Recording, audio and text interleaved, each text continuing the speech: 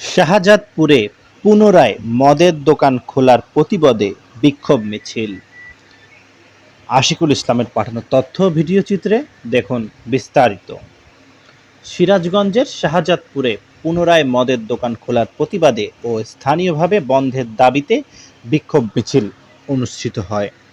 বিক্ষোভ মিছিল শেষে উপজেলা নির্বাহী অফিসার ও থানার অফিসার ইনচার্জের কাছে স্মারকলিপি প্রদান করা হয়েছে।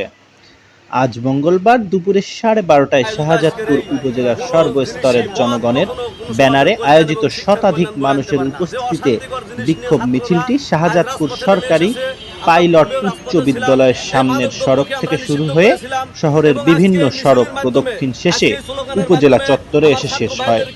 এ সময় বিক্ষোভ মিছিলে থেকে মদের দোকান ও মদ বিক্রেতা মানিক সরকারের বিরুদ্ধে বিভিন্ন ধরনের স্লোগান দেওয়া হয়। বিক্ষোভ মিছিল শেষে উপজেলা নির্বাহী অফিসার মোহাম্মদ কামরুজ্জামানের কাছে স্মারকলিপি প্রদান করা হয়। পরে থানার অফিসার ইনচার্জ মোহাম্মদ সবুজ রানার কাছেও স্মারকলিপি প্রদান করা হয়। কাজী রায়হান তানভীর সৌরভ, জেএমটিভি নিউজ ডেস্ক, ঢাকা। উপজেলা নির্বাহী অফিসারের কাছে একটা স্মারকলিপি দেওয়ার পরে আমরা থানা যাব। থানাতে যাই আমরা থানা নির্বাহী অফিসারের কাছে আমরা স্মারকলিপি প্রদান করব এবং এর পরবর্তী অ্যাকশন হবে। আমরা রাজপথে আসি। আমরা এই শাহজাদপুর শিক্ষানীয় শহরে, এই শাহ মখদুমের শহরে কখনো মাদক দ্রব্য জাতীয় নেশা জাতীয় দ্রব্য কখনোই আমরা এই শাহজাদপুরের মাটিতে বিক্রি করতে দেব না।